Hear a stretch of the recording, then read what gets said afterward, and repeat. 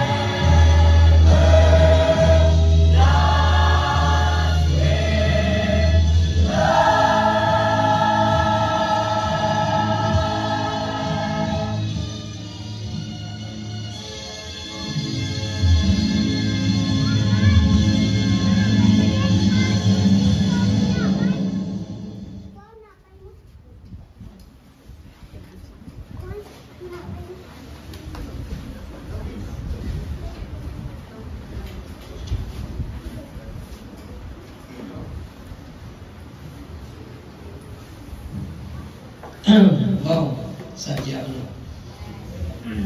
Quarter to 6, kag natapos. Ubos na, wala na. So, once again, palakpakan na natin yung mga kumain members. Yung tungkol sa natin sa inyo. At salamat nga sa nag-lead. Yung lang natin niya mandaktor sa atin niya file. No other than si Seth Ismanyang. Palakpakan sa Seth. Wow.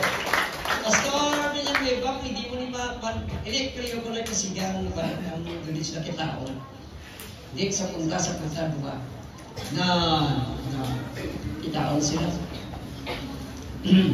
Kaya salamat man sa aton galing nga speaker, si Pastor Ed Ismanyang. Napakanta ni siya.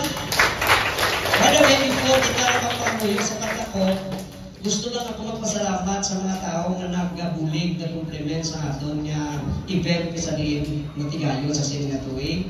Ang una-una din ng pamilya na dapat pasalamatan ang Davis family sa kay BJ, kay Philip, kay Dave Villa. Palakpakan din sila. Sila rin nag-provide sa aton ng platform sa mga lalaki na diho. May pamahaw sila naging luto para sa aton. Kang isabay ng pamilya Davis, kaday Perio, o si Terence Casinal. Salamat mo sa inyong compliments. Tapakanta din sila, yung din sila. Salamat man sa kay Mr. and Mrs. Gambol na naghahatag man sa inaamot, pamahaw. So, salamat din sa inyo nini. Dahil sa inyo ang mga kung sino pang nagulungin, labing labaw sa tanan sa mga members. Salamat din sa inyo effort, kaga suporta sa gyapon. Naging prepare sila. So, tapos ini, hindi ka mo na magpuli.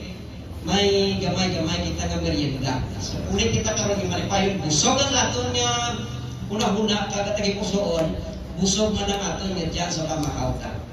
Unlimited, yung isa pagalit na lipatan ko si Brad Rami. Nag-compliments ko sa iya nga munig, kaya nung doon din siya sa riba siguro, no? Kasi mga pastors, kaya isa sila nagagalit sa mga sa inyo.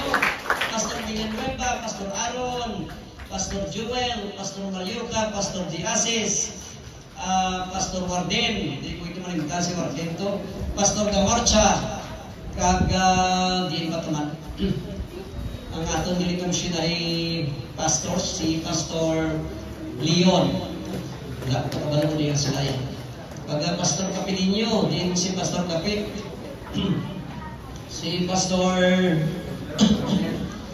Jumar kag si Pastor Ronel salamat din sa inyo kag sa mga kusino pong napalawagan. Kag sa among mga bisita, salamat din sa inyong mga pag-attend. I hope nyo nag-enjoy ka mo kung namusog mo sa mensahe sa kambahanon. Okay, so sa katapusan, pamaga-pangamuyo kita. Merry Christmas, everybody, to please stand up, ma-pray kita. Magapangamuyo kita. Langit doon na mo ni Amay. Sa sining nga gabi, salamat Ginoo sa diin nakatipon kami kag natapos na mga hindi nga buluhaton. Salamat Ginoo sa paggamit nimo sining mga pamatan-on Ginoo nga sa gyapon naga paggamit sila Ginoo sa imo nga kahimayaan. Kag bisan pa Ginoo nga i-bless Ginoo ila tagsa sa kapanimalay. Kabisan pa Ginoo sa kaysat ng Ginoo nga mong naglead si Ginoo sa sining nga buluhaton. Salamat sa presensya Ginoo sa among mga bisita sa sining gabi. Kagabay Ginoo sa rin, nalipay sila kag subong Ginoo na himaya ng Ginoo ang imong ngalan sa among tunga. Pakamayuha kami kag bisan pa Ginoo sa among mga members Ginoo nga nag-report sa tanan.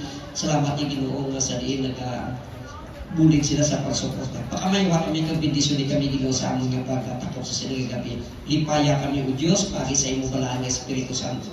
Kag sa liwat Ginoo ginapangayop naman ang imong bendisyon. Sa ngalan ni Jesus, ginaampo na mo ni tanan. Amen. Once again, salamat gid kag good evening.